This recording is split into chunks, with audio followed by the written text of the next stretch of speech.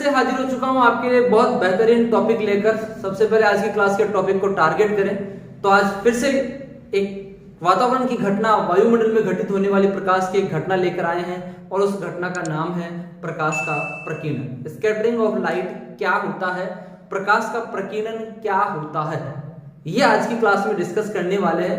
प्रकाश का प्रकीर्णन किस कारण से होता है, प्रकाश का प्रकीर्णन क्यों होता है, प्रकाश के प्रकीर्णन के लिए आवश्यक शर्त क्या होती है, प्रकाश के प्रकीर्णन से संबंधित रेले का नियम क्या है, प्रकाश के प्रकीर्णन से संबंधित कौन कौन से उदाहरण दैनिक जीवन में अपन देख पाते हैं, इन सब के बारे में आज की क्लास में डिस्कस करने वाले हैं। तो शुरू करते हैं आज की क्लास। वीडियो के अंत तक बने रहिए, बहुत इंटरेस्टिंग टॉपिक आज डिस्कस करने वाले हैं। मैं हूं आपका फिजिक्स गुरु श्रीराम यादव। फिजिक्स की ऑनलाइन क्लासेज में आप सभी का फिर से हार्दिक स्वागत करता हूं स्टूडेंट। शुरू करते हैं आज की क्लास। टॉपिक है प्रकाश का प्रकीर्णन। सही है स्टूडेंट। तो यहां पर सबसे पहले इस प्रकीर्णन शब्द का अर्थ निकाले स्टूडेंट। प्रकीर्णन शब्द का अर्थ क्या होता है? यदि प्रकीर्णन शब्द के अर्थ का पता करें, अपन अर्थ निकाले यदि इसका, तो प्रकीर्णन शब्द का अर्थ होता है स्टूडेंट दिशा परिवर्तन या बिखर जाना। इस प्रकीर्णन शब्द का अर्थ है, बोर्ड पर आप देख पा रहे हो, प्रकीर्णन शब्द का अर्थ क्या है? दिशा परिवर्तन या बिखर जाना। सही है। इस प्रकीर्णन शब्द का अर्थ ये निकाले। बात करें अपन प्रकाश के प्रकीर्णन की, इसका मतलब प्रकाश का बिखर जाना प्रकीर्णन कहलाता है। सही है। डिस्कस कर रहे हैं आगे। अपन ने सबसे पहले प्रकीर्णन शब्द का अर्थ निकाला, तो प्रकीर्णन शब्द का अर्थ ये है दिशा परिवर्तन या बिखर जाना। किसके कारण से होता है, किससे होता है ये प्रकाश का प्रकीर्णन? देखो आगे दूसरा पॉइंट है कि प्रकाश का प्रकीर्णन किससे होता है, ये प्रकीर्णन किस चीज से हो रहा है, कहां हो रहा है? तो इसकी बात करें तो प्रकाश का प्रकीर्णन होता है स्टूडेंट वायुमंडल में उपस्थित कणों के द्वारा। वायुमंडल में जो भी उपस्थित कण है, चाहे वो धूल मिट्टी के कण हो, वायु के कण हो, गैसों के कण हो, जल की बूंदें हो, इन सभी के द्वारा प्रकाश का प्रकीर्णन होता है। वायुमंडल में उपस्थित जो भी कण है, उन सभी कणों के द्वारा प्रकाश का प्रकीर्णन होता है। तो प्रकाश का प्रकीर्णन किससे होता है? क्या है इसका आंसर? प्रकाश का प्रकीर्णन किससे होता है? आंसर स्टूडेंट वायुमंडल में उपस्थित कणों के द्वारा। क्लियर है। आगे है फिर इसके लिए आवश्यक शर्त क्या है, प्रकाश के प्रकीर्णन के लिए आवश्यक शर्त क्या है, ये आज की क्लास में अपन डिस्कस कर रहे हैं। तो यहां पर थोड़ा सा ब्रीफ में, यहां पर शॉर्ट में मैंने थोड़ा सा आपको दर्शाया। प्रकाश के प्रकीर्णन के लिए आवश्यक शर्त है कि वायुमंडल में उपस्थित जो कण है, उन कणों का आकार प्रकाश की तरंगदैर्घ्य से छोटा होना चाहिए। कणों का आकार तरंगदैर्घ्य की तुलना में कम होता है तो प्रकाश का प्रकीर्णन होता है स्टूडेंट। सही है। और प्रकीर्णन के संबंध में रेले का जो नियम दिया गया है, उस नियम का अध्ययन करने वाले हैं, उसके साथ ही दैनिक जीवन के कुछ उदाहरणों की बात करने वाले हैं इस क्लास में। तो यहां पर प्रकीर्णन शब्द क्या होता है, उसका अर्थ क्या होता है, ये अपने को पता चल गया। अब बात कर रहे हैं प्रकाश के प्रकीर्णन की। प्रकाश का प्रकीर्णन कैसे होता है? सही है। तो यहां पर इसकी बात करें अपन स्टूडेंट, तो जब सूर्य का प्रकाश, श्वेत प्रकाश जिसे अपन कहते हैं, जब सूर्य का प्रकाश वायुमंडल में किसी ऐसे माध्यम से गुजरता है जिसमें उपस्थित कणों का जो आकार है वो उस प्रकाश की तरंगदैर्घ्य की तुलना में यदि बहुत कम होता है तो उस अवस्था में प्रकाश का प्रकीर्णन घटित होगा। सही है। मतलब यहां पर क्या होगा, जब सूर्य का प्रकाश वायुमंडल में ऐसे माध्यम से होकर गुजरता है जिनके कणों का आकार, जिस माध्यम के कण का आकार प्रकाश की तरंगदैर्घ्य की तुलना में बहुत कम होता है, तो स्टूडेंट उस माध्यम के जो कण होते हैं वो कण उसमें से गुजरने वाले प्रकाश का अवशोषण कर लेते हैं। सही है। जो भी जितना भी प्रकाश उस माध्यम से होकर गुजरता है तो उन कणों के द्वारा उस प्रकाश का ऑब्जर्वेशन हो जाता है, अवशोषण कर लिया जाता है स्टूडेंट। सही है। जब माध्यम के कण प्रकाश का अवशोषण करते हैं तो फिर उसका वापस उत्सर्जन भी करते हैं। उसके पश्चात माध्यम के कण जब प्रकाश का उत्सर्जन करते हैं तो उस प्रकाश का जो उत्सर्जन है वो सभी दिशाओं में समान रूप से हो जाता है। सही है। सभी दिशाओं में उन कणों के द्वारा प्रकाश का नवीन दिशाओं में, कहने का मतलब उत्सर्जन कर दिया जाता है। प्रकाश के उत्सर्जन की इस क्रिया को, इस घटना को प्रकाश का प्रकीर्णन कहते हैं स्टूडेंट।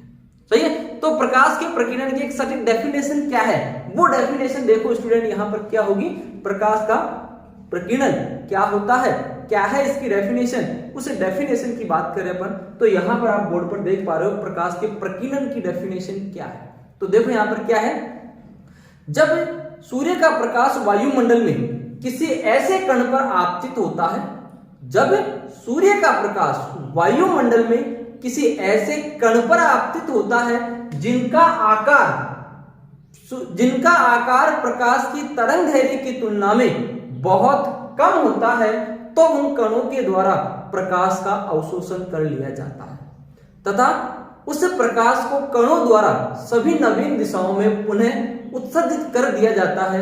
प्रकाश के उत्सर्जन की इस घटना को प्रकाश का प्रकीर्णन कहते हैं। तो प्रकाश के प्रकीर्णन की एक आसान सी परिभाषा बोर्ड पर आप देख पा रहे हो, आसान शब्दों में से व्यक्त किया गया है, आप इसे नोट कर सकते हो स्टूडेंट। आसान सी परिभाषा है, आसान शब्दों में यहां पर इसको दर्शाया गया है। सही है, रटना नहीं है, इसको केवल ट्रिक्स पे याद करना है। देखो यहां पर इस डेफिनेशन को मैं एक डायग्राम के आधार पर आपको समझा रहा हूं। डायग्राम क्या है, देखो इधर मान लो अपने पास एक कण है,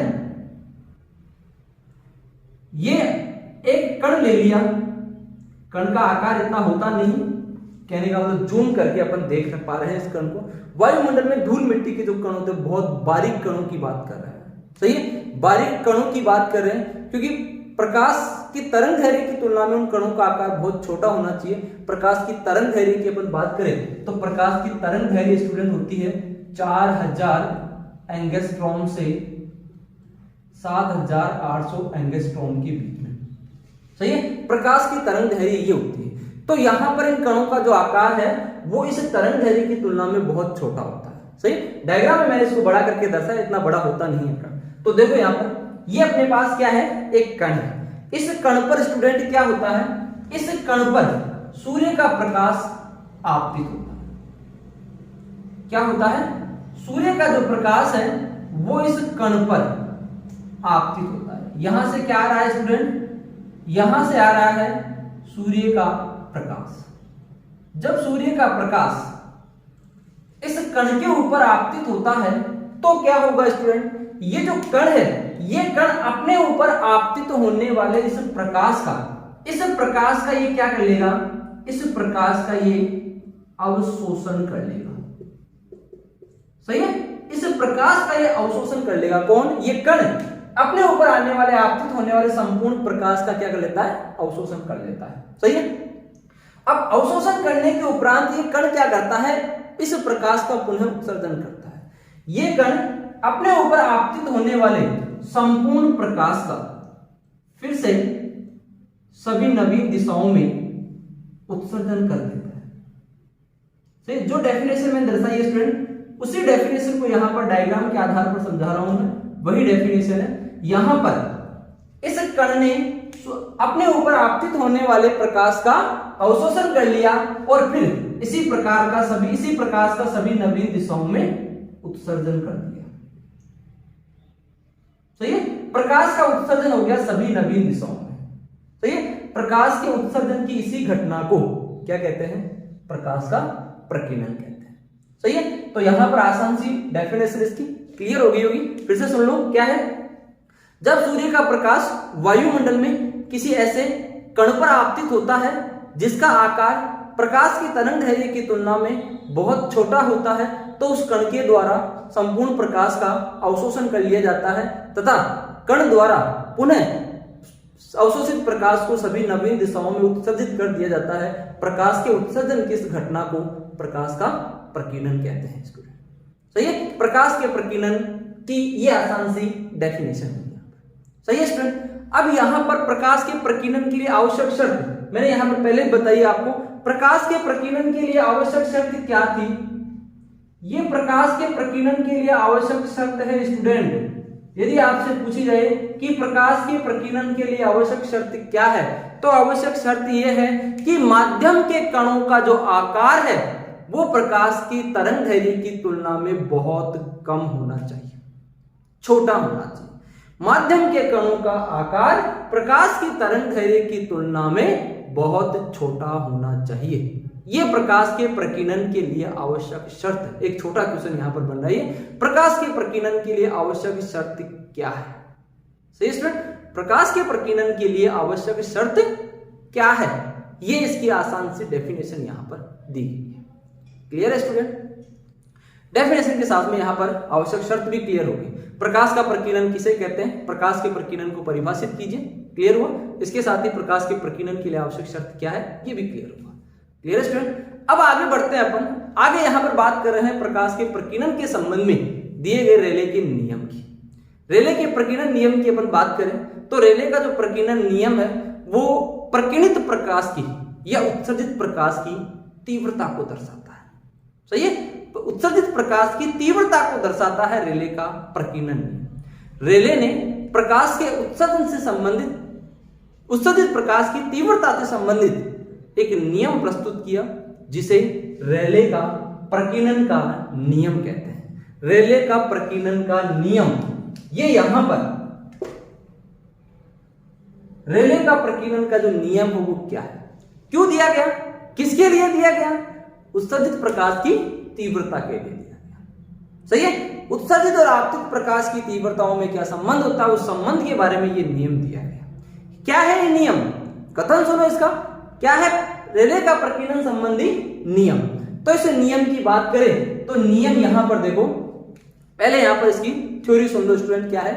रेले के प्रकीर्णन संबंधी नियम के अनुसार, बोर्ड पर देख पा रहे हो, रेले के प्रकीर्णन संबंधी नियम के अनुसार उत्सर्जित प्रकाश की तीव्रता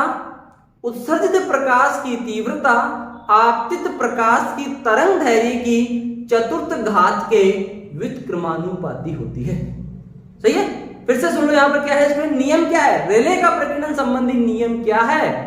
फिर से सुनो आसान शब्दों में, क्या है इसकी परिभाषा, क्या है इसका कथन? फिर से सुनो, रेले के प्रकीर्णन संबंधी नियम के अनुसार उत्सर्जित प्रकाश की तीव्रता आपतित प्रकाश की तरंग दैर्घ्य की चतुर्थ घात के व्युत्क्रमानुपाती होती है। अर्थात रेले के प्रकीर्णन संबंधी नियम के अनुसार प्रकाश की जो तीव्रता है, प्रकाश की तीव्रता व्युत्क्रमानुपाती है, इनवर्सली प्रोपोर्शनल है किसके? तरंग दैर्घ्य की चतुर्थ घात के। तीव्रता इंटेंसिटी आई से डिनोट करने से ये इनवर्सली प्रोपोर्शनल है लैम्डा, तरंग दैर्घ्य को लैम्डा से डिनोट करें, लैम्डा की घात 4। इसे रेले का प्रकीर्णन संबंधी नियम कहते हैं। ये रेले का प्रकीर्णन संबंधी नियम कहलाता है, जिसके अनुसार क्या दिया गया स्टूडेंट? प्रकाश की तीव्रता आपतित प्रकाश की तरंग दैर्घ्य की चतुर्थ घात के व्युत्क्रमानुपाती होती है। यहां पर इस नियम से क्या स्पष्ट हो रहा है स्टूडेंट? यहां पर यदि अपन बात करें तरंग दैर्घ्य की, तरंग दैर्घ्य सूर्य का प्रकाश होता है वो 7 रंगों से मिलकर बना होता है। पीछे की क्लासेस में डिस्कस किया है बहुत अच्छी तरह। यदि आपने वीडियो नहीं देखा है तो आप डिस्क्रिप्शन में जाकर आपको लिंक दिया, वहां जाकर इस वीडियो को देख सकते हो कि श्वेत प्रकाश 7 रंगों के रूप में कैसे विभाजित होता है, प्रकाश का विक्षेपण क्या होता है, ये पीछे की क्लास में डिस्कस किया है। सही है स्टूडेंट? यहां पर बात कर रहे हैं सूर्य के प्रकाश की। सूर्य का प्रकाश 7 रंगों से मिलकर बना होता है। कौन से होते हैं 7 रंग? एक वर्ड के अंग्रेजी शब्द के रूप में मैंने आपको बताया था, क्या था? विबज्योर। क्या था? विबज्योर। एक अंग्रेजी शब्द के रूप में याद रखने के लिए मैंने आपको बताया था क्या था विबज्योर। सही है? यहां पर इस विबज्योर में ये जो रेड आर है वो रेड लाल रंग को दर्शाता है। सही है स्टूडेंट? और यहां पर जो वी है वोयलेट बैंगनी रंग को दर्शाता है। ये वोयलेट है यहां पर, सही है? बैंगनी रंग। कहने का मतलब सूर्य का प्रकाश लाल रंग से लेकर बैंगनी रंग तक फैला होता है। सही है? अब यहां पर इसमें से बात करें लाल रंग की, लाल रंग, इसकी जो तरंग दैर्घ्य होती है स्टूडेंट, तरंग दैर्घ्य, लाल रंग की तरंग दैर्घ्य अधिकतम होती है, सबसे ज्यादा होती है। ठीक है? और इनमें से जो बैंगनी रंग है, इस बैंगनी रंग की जो तरंग दैर्घ्य है स्टूडेंट वो सबसे कम होती है, इसकी तरंग दैर्घ्य न्यूनतम होती है। लाल रंग की तरंग दैर्घ्य सबसे ज्यादा होती है और बैंगनी रंग की तरंग दैर्घ्य सबसे कम होती है स्टूडेंट। सही है स्टूडेंट। अब यहां पर देखें तो जिसकी तरंग दैर्घ्य ज्यादा होगी उस प्रकाश की तीव्रता कम होगी। अर्थ क्या निकला? इसका मतलब यह हुआ स्टूडेंट कि जिस प्रकाश की तरंग दैर्घ्य ज्यादा होगी उस प्रकाश का प्रकीर्णन सबसे कम होगा। जिस प्रकाश की तरंग दैर्घ्य सबसे ज्यादा होगी उस प्रकाश का प्रकीर्णन सबसे कम होगा। ठीक है। और जिस प्रकाश की तरंग दैर्घ्य सबसे कम होती है उसकी तीव्रता सबसे ज्यादा होगी। इसका मतलब उसका प्रकीर्णन सबसे ज्यादा होगा। जिसकी तरंग दैर्घ्य सबसे कम होती है उसका प्रकीर्णन सबसे ज्यादा होता है। Clear student? तो यहां पर देख पा रहे हैं अपन क्या कि लाल रंग की तरंग दैर्घ्य सबसे ज्यादा होती है तो लाल रंग का प्रकीर्णन सबसे कम होता है। सही है। दिमाग में अच्छी तरह सेट कर लो स्टूडेंट। क्या है? लाल रंग के प्रकाश का प्रकीर्णन सबसे कम होता है और बैंगनी रंग के प्रकाश की तरंग दैर्घ्य सबसे कम होती है तो इसका प्रकीर्णन सबसे ज्यादा होता है। सही है स्टूडेंट। तो यहां पर सूर्य के प्रकाश में लाल रंग अर्थात विपजोर के रूप में सूर्य का प्रकाश 7 रंगों के रूप में विभाजित होता है। उनमें से लाल रंग का प्रकीर्णन सबसे कम होता है और बैंगनी रंग के प्रकाश का प्रकीर्णन सबसे ज्यादा होता है स्टूडेंट। क्लियर है स्टूडेंट? यहां पर तो ये था प्रकाश का प्रकीर्णन क्या होता है। सही है। प्रकाश के प्रकीर्णन के लिए आवश्यक शर्त क्या होती है? प्रकीर्णन से संबंधित रेले का नियम क्या होता है? ठीक है। अब बात कर रहे हैं स्टूडेंट यहां पर आप क्या है अंतिम टॉपिक नीचे क्या दर्शा रखा मैंने? एग्जाम। क्या है इसके एग्जाम? क्या दैनिक जीवन में अपन ने कहीं देखा है इसे? क्या दैनिक जीवन में कहीं देखा है इसे? एग्जाम्पल क्या है इसके बात करने वाले हैं यहां पर। ठीक है। मतलब यहां पर सूर्य के प्रकाश के संबंधित उदाहरण जो दैनिक जीवन में देख पाते हैं अपन क्या होते हैं देखो आगे।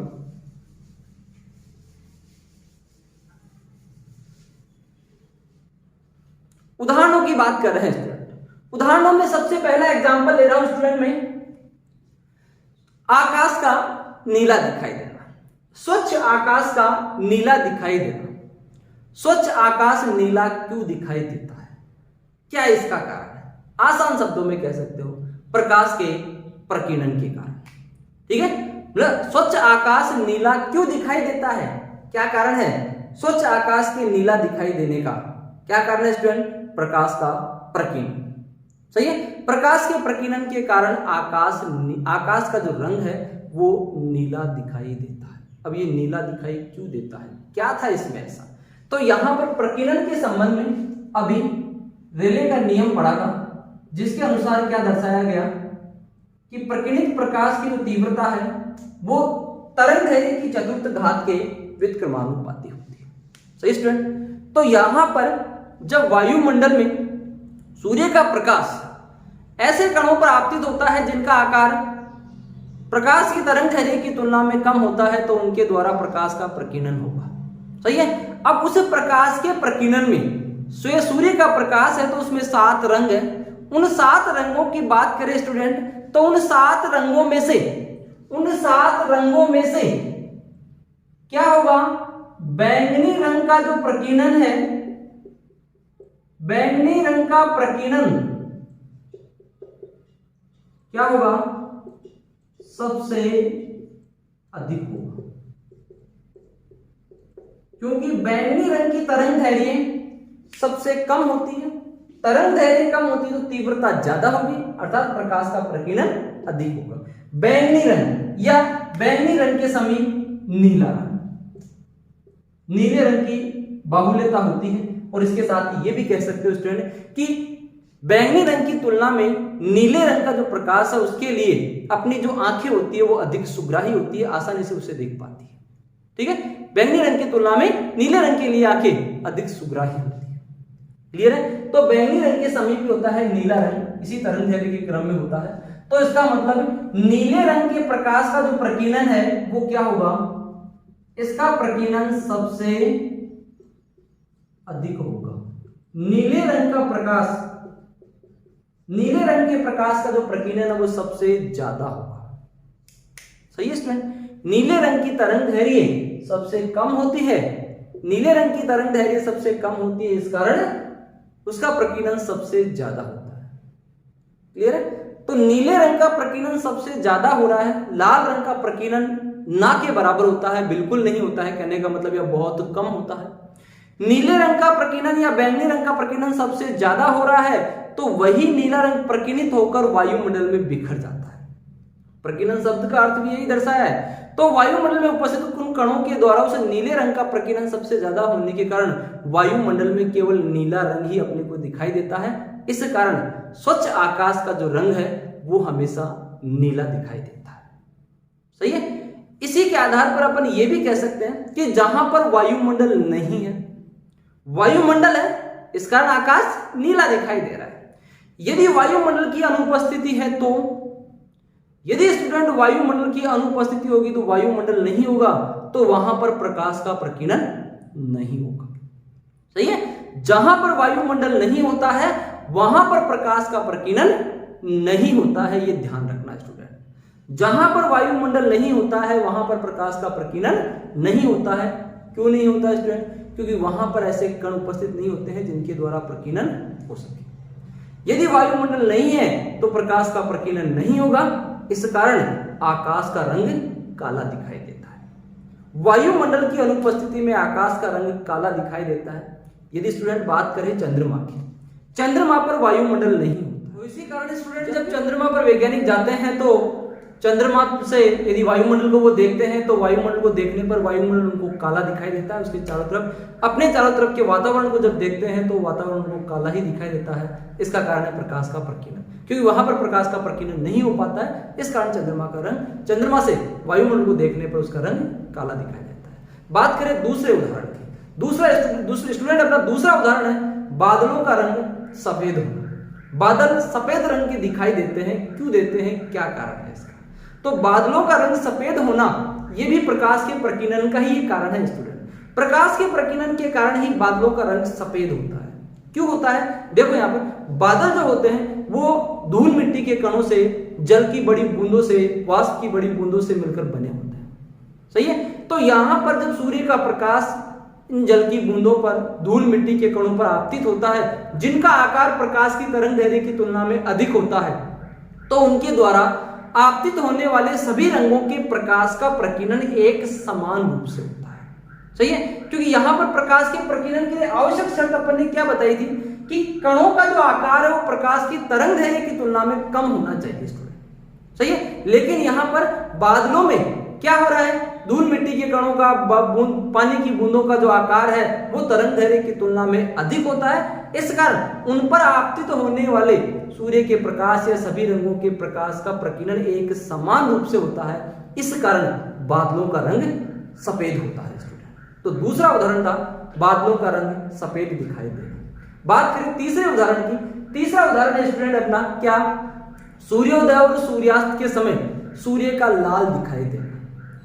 सूर्योदय और सूर्यास्त के समय सूर्य लाल दिखाई देता है, इसका कारण भी प्रकाश का प्रकीर्णन ही होता है स्टूडेंट। कैसे होता है? देखो, यदि सूर्योदय और सूर्यास्त के समय देखा जाए तो क्या होता है स्टूडेंट कि सूर्य जो होता है वो अपने से अधिकतम दूरी पर होता है। सूर्य अपने से अधिकतम दूरी पर होता है कब? सूर्योदय सूर्यास्त के समय।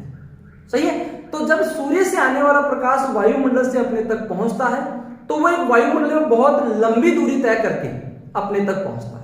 जब वायुमंडल में वो लंबी दूरी तय करता है तो उस सूर्य के प्रकाश में कम तरंगदैर्घ्य के प्रकाश का प्रकीर्णन हो जाता है रास्ते में। ठीक है? रास्ते में ही कम तरंगदैर्घ्य के प्रकाश का प्रकीर्णन हो जाता है। बैंगनी रंग, नीला रंग है, इनका प्रकीर्णन रास्ते में हो जाता है, जो वायुमंडल के द्वारा अवशोषित कर लिया जाता है। और जो लाल रंग होता है उस लाल रंग का प्रकीर्णन सबसे कम होता है स्टूडेंट। सही है?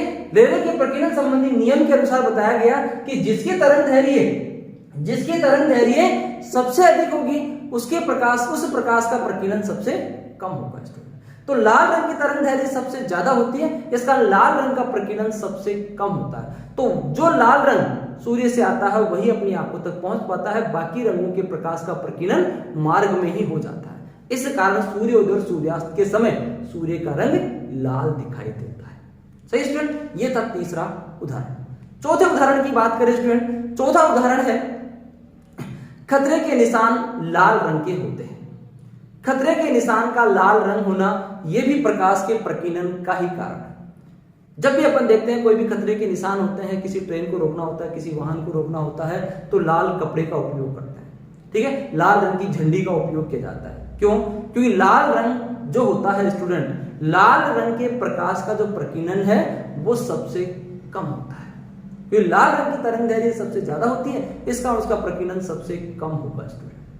लाल रंग को लंबी दूरी तक आसानी से देखा जा सकता है क्योंकि उसका प्रकीर्णन सबसे कम होता है। बाकी रंगों का प्रकीर्णन सबसे ज्यादा हो जाता है, वो मार्ग में ही धूमिल हो जाते हैं कहने का मतलब। लेकिन लाल रंग जो है वो लंबी दूरी तक भी आसानी से देखा जा सकता है क्योंकि उसका प्रकीर्णन सबसे कम होता है। इसी कारण खतरे के जितने भी निशान होते हैं, खतरे के निशान का रंग हमेशा लाल ही लिया जाता है।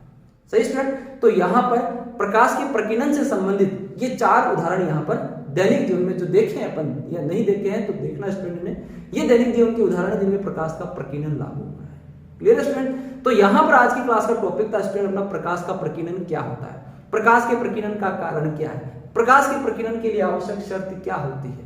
सही है, प्रकाश के प्रकीर्णन से संबंधित रैली का नियम क्या होता है और दैनिक जीवन के कौन कौन से उदाहरण है जहां पर प्रकाश का प्रकीर्णन होता है। ठीक है, यदि स्टूडेंट आपको कोई टॉपिक, किसी भी टॉपिक में कोई कंफ्यूजन हो तो अपने कंफ्यूजन को क्लियर करने के लिए एक बार वीडियो को फिर से देखिए। फिर भी यदि कोई कंफ्यूजन हो तो उस कंफ्यूजन को क्लियर करने के लिए आप कमेंट बॉक्स में मुझे उस कंफ्यूजन को शेयर कीजिए। साथ ही यदि वीडियो आपको अच्छा लगा हो तो वीडियो को शेयर कीजिए अपने दोस्तों को अधिक से अधिक, जिससे इसका लाभ मिल सके उन्हें। साथ ही चैनल पर आप पहली बार आए हो तो चैनल को सब्सक्राइब कीजिएगा, साथ में बेल आइकन को दबाइए जिससे अपलोड होने वाले वीडियो का नोटिफिकेशन सबसे पहले आप तक पहुंच सके। Thank you student.